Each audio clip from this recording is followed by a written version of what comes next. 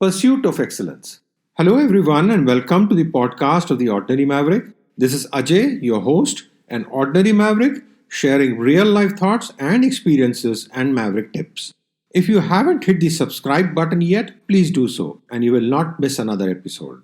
We are into the second month of the new year. Time does fly, right? I mean, where did the first month go? Time doesn't wait for anyone. It's on its own trajectory. And similar to that is pursuit. Such a fascinating word. We use it in many contexts, but let's delve into the word a bit more today. The general dictionary meaning of the word pursuit is the action of pursuing someone or something. It's an attempt to find, achieve, or get something. It can also mean an activity of a specified kind, especially a recreational or sporting one. Like, let's explore a whole range of leisure pursuits. As per the Cambridge Dictionary, the word pursuit is used as a noun in the English language in broadly three contexts. One, for an activity that you spend time doing, usually when you're not working. Example, I enjoy outdoor pursuits like hiking and riding. Two, it's the act of following someone or something to try to catch him, her, or it. For example, police are in pursuit of the thieves that have fled the scene of the crime. And three, it's the act of trying to achieve a plan, activity, or situation, usually over a long period of time. Example, the pursuit of happiness, or the company is relentless in pursuit of profit. Interesting how this word is used in different contexts, right? But the core meaning stands out regardless. It's to find, achieve, or get something. So today I want to talk about excellence. It's defined as the quality of being outstanding or extremely good.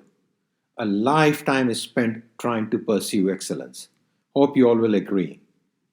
Somewhere deep down in each one of us, there is this desire to excel, to be recognized for that excellence. And without realizing, we pass this to our family and our children. A friend shared an interesting incident at his home. As parents, we try and encourage our children every step of the way, right? And while doing so, we use any means. Okay, yeah, well, I'm sure for many this will seem familiar. We tell our children to do well in their class and give examples of mom and dad doing so well and always coming in first. Well, my friend's son came home one day and asked his dad that if everyone came first, who came second or third or fourth? It's because as kids exchanged notes with each other, they found that everyone's parent had come first in their class throughout their school years. To their minds, the logic was simple. If everyone's parents came first, then who came second or third or fourth? No one for sure. Fellow Mavericks, let's not divert from the truth so much, right? Be honest with the kids, and you'll see how that honesty creates a special bond of understanding. I'm speaking from personal experience. I was pretty nonchalant as a kid, not really focused on academics, just going along with school like many others. So, no topping the class, etc. etc. On the other hand, my wife was completely opposite.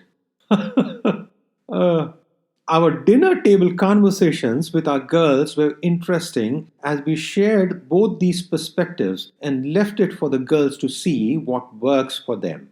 They set their own standards, no pressure from us, and by God's grace, did very well. Despite changing schools, yes, our girls changed schools almost 8 times in their 12 years of schooling.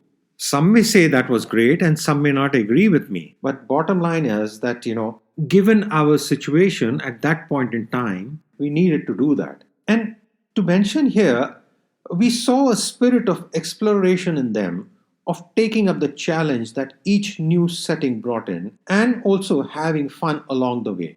That settles us, makes us happy. It reinforces my belief in how one should pursue excellence and that setting standards for yourself is the way to go. And a lot of that is linked to how we went about selecting the schools for our daughters during each of our moves. And it may sound surprising, but we never looked at academic excellence as the key criteria. We see many parents around us constantly stressed about making sure that their child gets admission in the top performing school, the school that has the best academic results. I mean, in today's competitive world, that's what is important, right? Yet, time and again, we read about success stories around the globe where people have reached their pinnacle of success but have come from humble beginnings, not necessarily from top performing schools. Well, don't get me wrong. Attending the top ranked schools, colleges, universities definitely gives one the edge. It's the atmosphere, the environment, the network, so many other things that also overall contribute to the excellence of that institute. However, what's important to see whether that works for you, for your child, for your family. Remember what I said earlier about setting your own standards. Decisions should be taken based on this understanding and not necessarily by the external factors and influences. For both myself and my wife, our own backgrounds and experiences had instilled a strong value system, and we both wanted our girls to enjoy school. I know it sounds funny, but our key criteria for selecting a school for our girls was the fun factor, the exploration factor. How much does the school value independent thinking? What opportunity it offers to explore different pursuits? How obsessed is the school with grades? And how diverse is the profile of the teachers and the students? All of this contributed to us narrowing down to the school. And believe me, we have had no regrets. Our girls enjoyed all the schools they attended across cities and continents, and each one contributed to their growth and learning. We are ever so grateful to these institutions. Here's another one from my memory bank. During my school days, out of the 250 odd days at school each year, I would be like in detention for almost 200 days.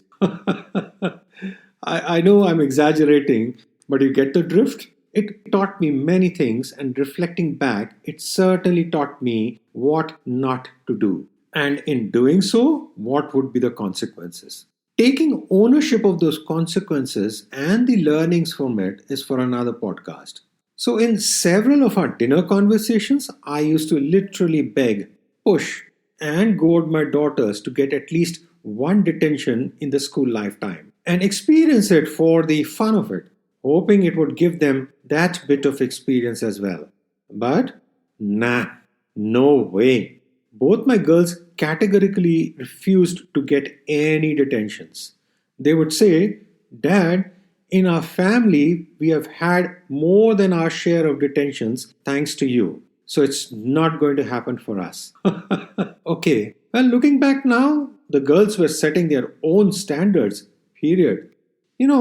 Excellence is measured against standards. And who sets these standards? Especially when it comes to oneself, our family, our children.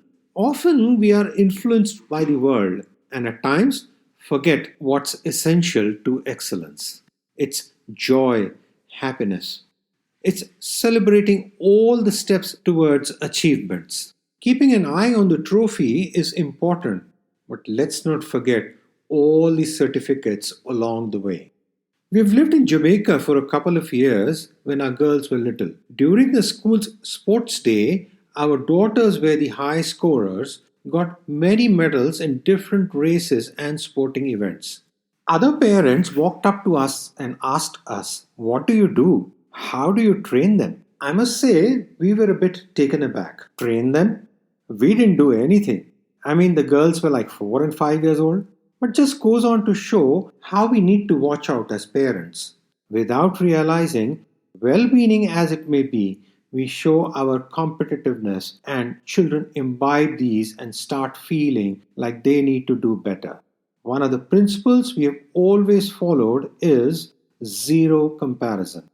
Enjoy the sport, do your best, and the rest will follow. And even if it does not, it's not the end of the world. But it's tough. It's not easy to not be influenced by the world around you. It takes courage and it takes conviction. Remember the Maverick formula? The first component is go with your gut. And to do that, one needs to be mindful and stay in the present. And the second one, be true. Don't falter. If your gut tells you that this isn't right, or just get that intuitive feeling that the school or this job isn't quite what you wanted, hold that thought, understand it, and be true to it. And of course, the third component, fall forward. Never look back. Keep going. It'll all come together. We've done it time and again as a family, whether it was selecting schools, or it was moving homes, or jobs. The Maverick formula is what worked for us, and it still does. Fellow Mavericks, as we step into the second month of 2022, keep the pursuit spirit alive. Strive for excellence, but set your own standards. And don't forget to enjoy the ride.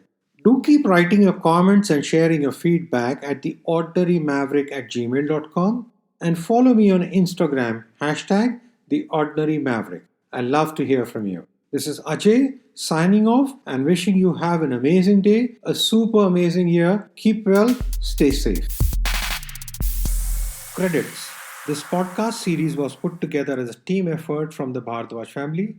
Concept, design, title, researchers and reviewers Ajay, Sanjana, Avantika and Niharika Bhardwaj. Script, Sanjana. Cover design, Niharika. All rights reserved.